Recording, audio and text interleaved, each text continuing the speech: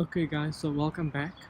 I thought I'd do a quick video on this car and what the build spec and parts that it has in it, since I get asked a lot of questions when I post about this car.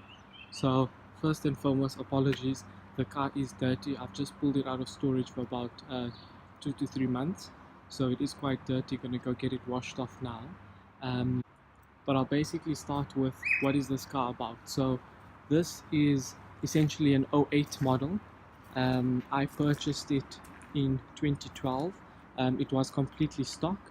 I then had it turbocharged in 2012, and I've been driving it daily since then for about 5 years, up until last year when I got a daily. And then it has just become a track toy weekend car. So I'll just start off with the exterior. So you'll see here in the front, the most obvious thing is I've got the GP splitter. That's from Honda, both the front and the rear. I've painted it in gloss black and then matched it to the Milano red of the car. If I come around here, you'll see that the fogs have been covered in a light black Laminex. That's just to protect it from stone chips and from cracking the glass.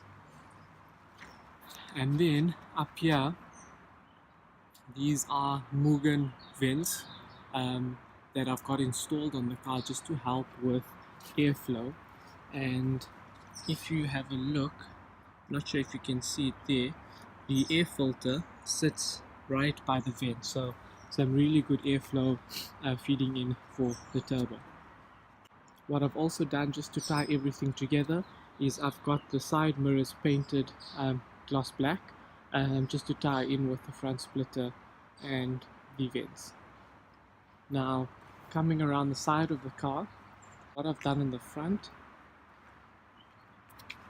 is I've opted for BBS 18-inch rims.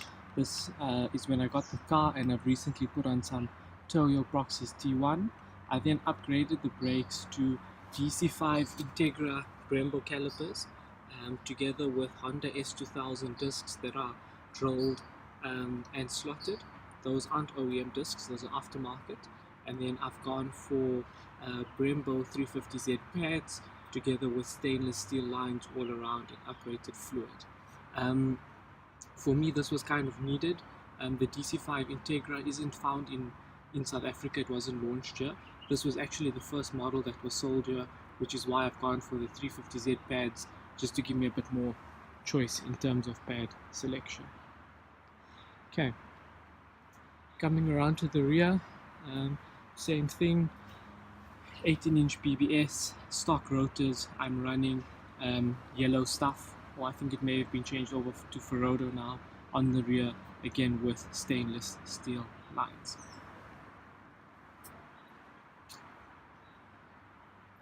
And then on the rear of this car, you'll see I've got the rear Honda splitter, again gloss black, together with the Milano red color matching. And if I take a peek down here, don't know if you can see that, I've got a single exit 76mm. If I come around the rear, I've gone for something a bit more subtle. You see it is a Seeker style rear spoiler that I've had painted in gloss black to kind of keep with the theme of the car as well. And then we've also got a little reverse camera popping out of there. So that's basically what the car looks like from an exterior perspective. I've gone with a red and black theme and tried to keep it kind of stock while adding the best parts of what I think looks good.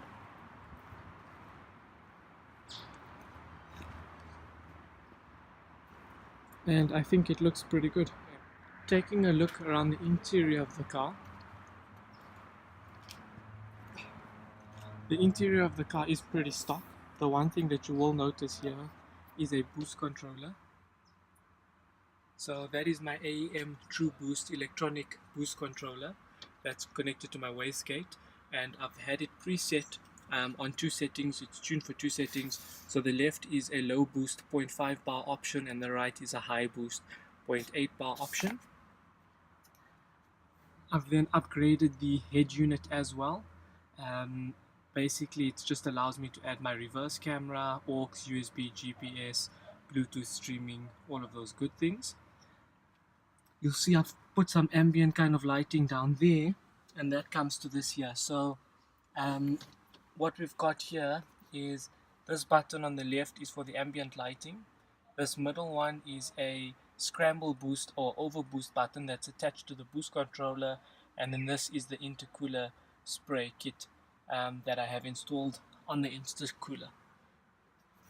And that's basically the interior. So the rear of this car cover, I've obviously had the battery relocated to the boot for space concerns that you've seen under the bonnet, and then I've just got a rear strut bar installed as well. Okay, so under the bonnet is the turbo conversion that I've done, that you'll obviously would have picked from the intercooler down here. So this whole setup was done by Chris at Formula R Motorsport, and more recently it was tuned and running a map by Nash. So what I've opted for is a Borg Warner SX200 T3 twin scroll turbo. I've then got obviously the turbo blanket, and it's connected to a downpipe and a custom exhaust manifold with the heat shield at the back. I've then obviously got all the AN fittings, all the boost pipes and intercooler pipes. We are running a teal blow off valve down there. You've got a AEM boost solenoid, so that's for the True Boost boost controller, and then you'll see the D1 spec catch can down there. That's not connected at the moment. I've just obviously disconnected that to give it a good clean and do the service with the car before I start driving it. So I've just kind of attached a oil breather filter over there.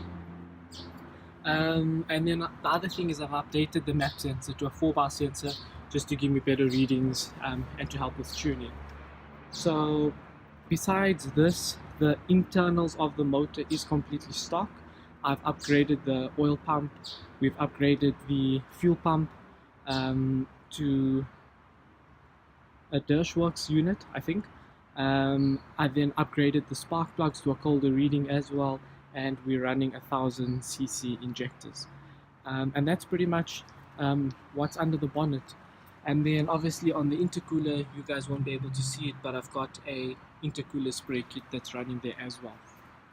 So that's basically it. It's a stock motor, bolt-on turbo kit essentially, running Hondata Flash Pro with a custom map for kind of our altitude, which is quite high, and the temperatures that we run, and then obviously the brackets that I've had made just to keep the vents in place. And that's basically the turbo setup of the car. So the one thing that I did forget to mention is around the gearbox. The gearbox, I'm using an ACT Stage 4 clutch together with a lightened flywheel, and then I've got carbon synchros on that as well. Okay, that's kind of the overview of the car. One thing that I did forget to mention is I've got HIDs both in the headlights and in the fogs. And future plans for this car, I'm happy with the way it is at the moment, the way that it drives, the way that it stops, and the way that it looks. I would like to do coilovers in the future, so just to sort out the suspension a little bit to get it a bit firmer or better handling essentially. So I'd like to do some coilovers. And now that it's a track car, what I would like to do is to completely take out this rear interior, the seats, the trim, and kind of have a half roll cage, put in, take out the spare wheel, and use it purely as a racing car. So that's the overview of this car. Thanks for watching. Any questions, please let me know. I will do my best to give you guys what you need. If you want to see any more videos of this car, perhaps running a couple of other cars or just having some fun, let me know. Thanks for tuning in. Cheers.